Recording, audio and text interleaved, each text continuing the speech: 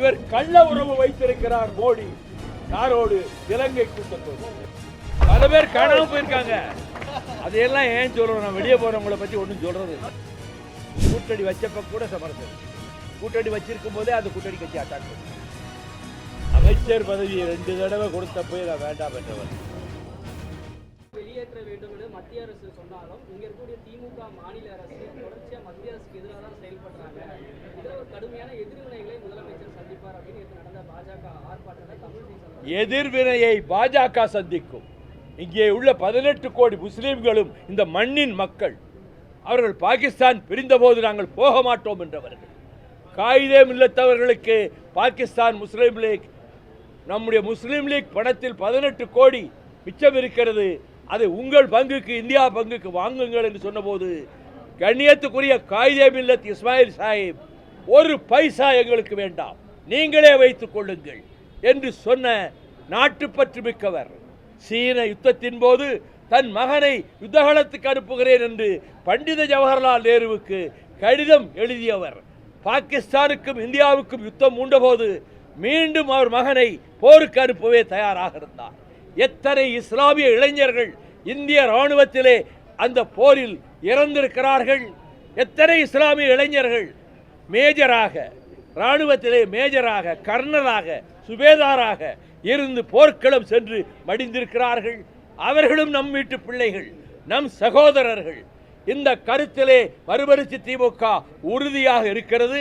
பாஜக இதை எந்த வடிவத்திலே கொண்டு வந்தாலும் அதை முதல் எதிரியாக போய் எதிர்த்து நின்று தகர்ப்பதற்கும் நாங்கள் தயாராக இருக்கிறோம் என்பதை நான் தெரிவித்துக் கொள்கிறேன். நாடாளுமன்றத்தில் தொடர்ந்து உங்க குரல் ஒலிக்கணும் அப்படின்னு சொல்லிட்டு மதிமுக தொண்டர்கள் விருப்பப்படுறாங்க. மீண்டும் ராஜ்யசபா போகணும் அப்படின்னு விருப்பப்படுறாங்க.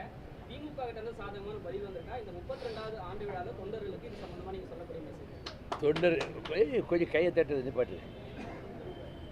தொண்டர்கள் எத்தனை பேர்கிட்ட நீங்க கேட்டீங்க? தொண்டர் உங்க விருப்பத்தை அவங்க தொண்டர்கள் மேல ஏத்தி ராஜ்குமார் உங்களுக்கு விருப்பம் நாங்க போகணும்னு, அதுக்காக எல்லாரும் சொல்றாங்க அப்படின்னு மக்கள் மேல எல்லா தொண்டர்களும் விரும்புறாங்க.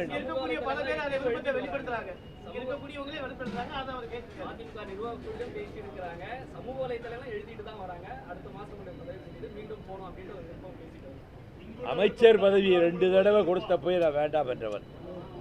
பிபிசி கொடுத்த போதும் வேண்டாம் என்றவர்.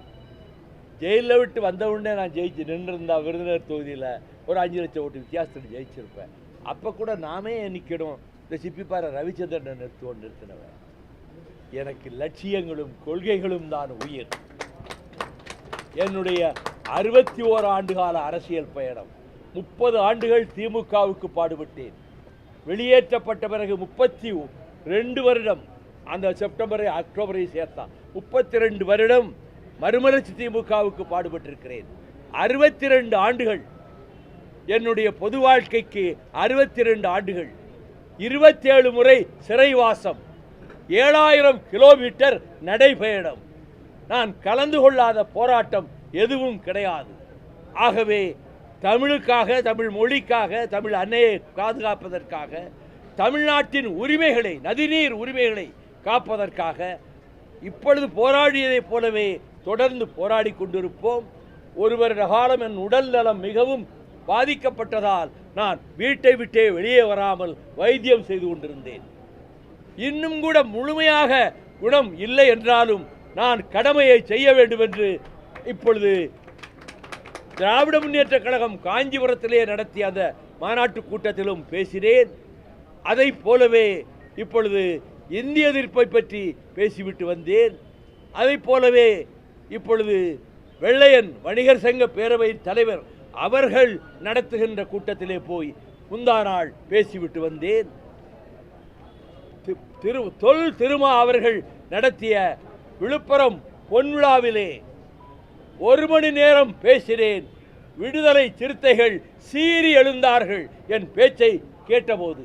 ஆக இயற்கை என் நாக்குக்கு கொடுத்திருக்கக்கூடிய சக்தியையும் எழுதுகின்ற சக்தியையும் நான் உயிரோடு இருக்கிற வரையிலும் மறுமலர்ச்சி திமுகவுக்காகவும் திராவிட இயக்கத்துக்காகவும் அண்ணாவின் கனவுகளுக்காகவும் நாங்கள் பாடுபடுவோம், அதிலே பெருமை கொள்வோம். எங்களை யாரும் எந்த குறையும் சொல்ல முடியாது.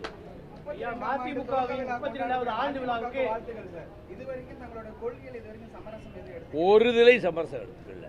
கூட்டணி வச்சப்ப கூட சமரசம் எடுத்துக்கல. கூட்டணி வச்சிருக்கும் போதே அந்த கூட்டணி கட்சி அட்டாக் பண்ண.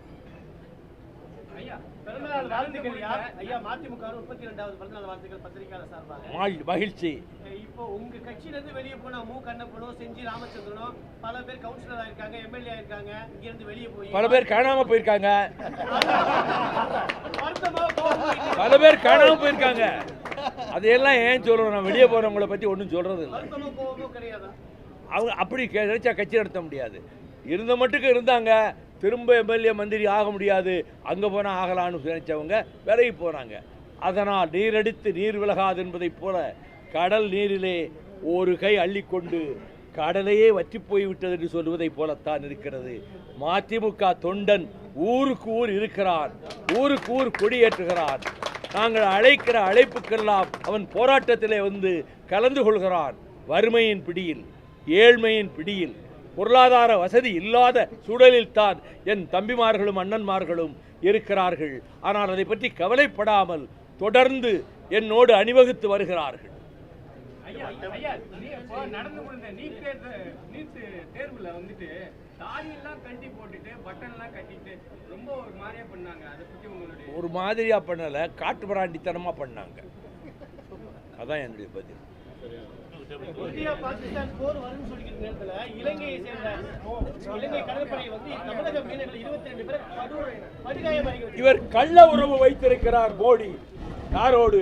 இலங்கை கூட்டத்தோடு, இலங்கை சிங்கள அரசு. இதுபோன்ற செய்திகளை மேலும் தெரிந்து கொள்ள எங்களது யூடியூப், ஃபேஸ்புக் மற்றும் ட்விட்டர் ஆப்களை சப்ஸ்கிரைப் செய்யவும்.